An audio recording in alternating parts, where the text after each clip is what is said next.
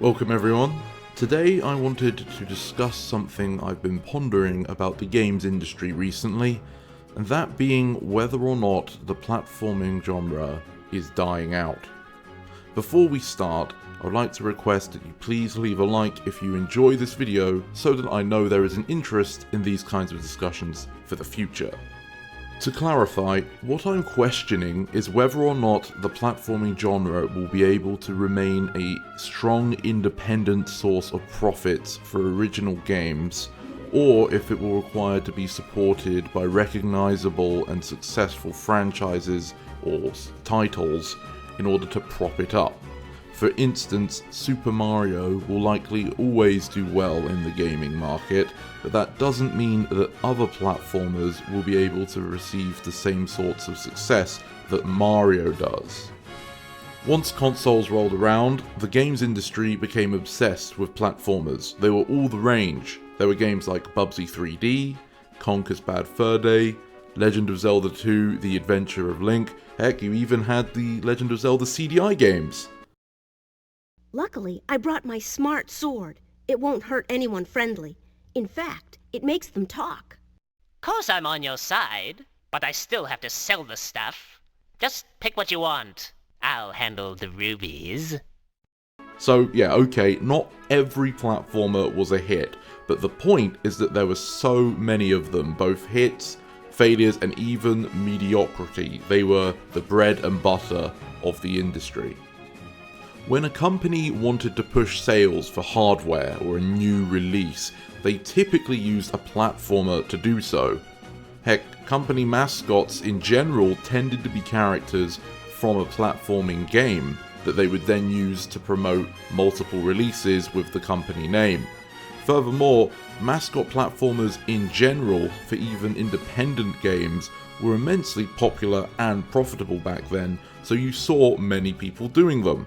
The idea was to create an iconic character in both appearance and personality, with gameplay being optional. Most of the time they were just derivative, like Gex from those Gecko games.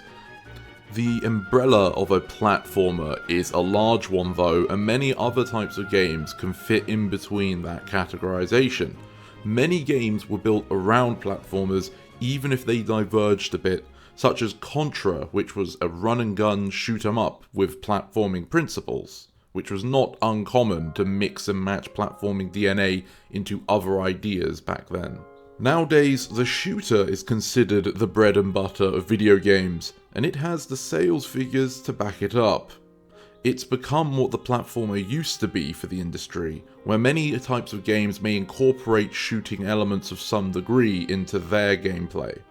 Some may even dispute this claim and state that it is the Battle Royale specifically which now dominates the gaming landscape, which is of itself a derivative of the shooter with a very appealing gimmick.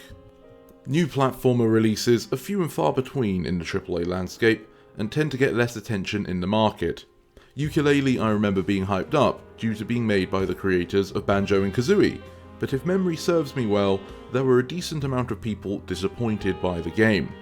People may be looking for experiences that match up to their nostalgia, and are then let down when something new cannot compete. I must reiterate that it's not that no one makes platformers anymore, it's just that they don't perform anywhere near as well as shooters do as a whole. It is possible that they're held back by their reputation of being games for kids, which despite not being a universal rule, is a conception that platformers specifically have been unable to shed compared to the rest of the games industry. Xbox's Super Lucky's Tale is a good example of this. A new platforming IP that is clearly marketed for younger audiences, which is fine. I've never played it, so I can't be sure, but from what I have seen, it doesn't seem to try anything new. It is a relatively safe game that sticks to the old conventions of the genre, but it is unlikely to impress anyone who has played other platformers. Of course, I would be remiss to forget the performance of remakes such as with Crash and Spyro. These types of platformer release do tend to perform respectfully, and in the case of Crash, it even resulted in a revitalization of the franchise for a bit. However, they are still all embedded in nostalgia. I am yet to see a truly original platformer perform very well in the modern era. It is possible that the public's perception of the platformer is creating a downward spiral for the genre. People believe the games are simplistic and for children, which leads to companies having lowered expectations for platformers. Fewer are made, and the ones that are usually simplistic and stick to tropes that worked in the past. The public sees these games and notes their lack of innovation with their seemingly basic structure, which results in them assuming platformers are simplistic and only for children. Rinse and repeat. The children, obviously, are a very good source of profits for the games. They always have been and probably always will be, but in today's market, the children aren't typically willing to play children games. Fortnite, for example, Battle Royale, incredibly popular, and I'm sure you've all heard of it, is also incredibly profitable. And due to its art style, not that that was a limitation really when you think about Call of Duty, but in terms of parents being okay with it, due to its art style, it is a shooter that has a wide audience of all ages, but including children. So platformers being marketed as a kiddie game doesn't mean that kids are going to be interested. In fact, it might be off-putting for them almost as much as it is for an adult. It probably doesn't help that platformers are traditionally hard to embed with the types of revenue models we see all over games today. Battle passes and microtransactions are not as enticing for players in a game where the main content comes from accessing and playing new stages. If anything, DLC levels are what a platformer wants, but for developers, that can be costly. Why make a platformer when you can make a multiplayer shooter that continuously earns you money? Indie games tend to have a good selection of platformers at all times, but by their nature of being indie, they receive far less spotlight than the AAA industry.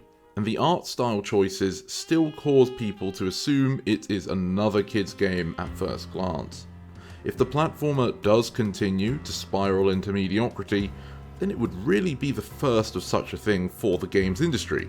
Yes, I know about the Atari ET games buried under the desert from the 80s game crash, but the industry was so much smaller back then that the scale really is not comparable to what the platformer has become and the value in the modern gaming market. What do you think? There are so many games out there that it is quite possible I have missed some kind of modern sleeper hit for the platformers which I don't know about. Feel free to discuss your thoughts in the comments below. Thank you for watching this video all the way to the end. I hope you have a great day, and see you next time. This is the Mighty Emperor, signing off.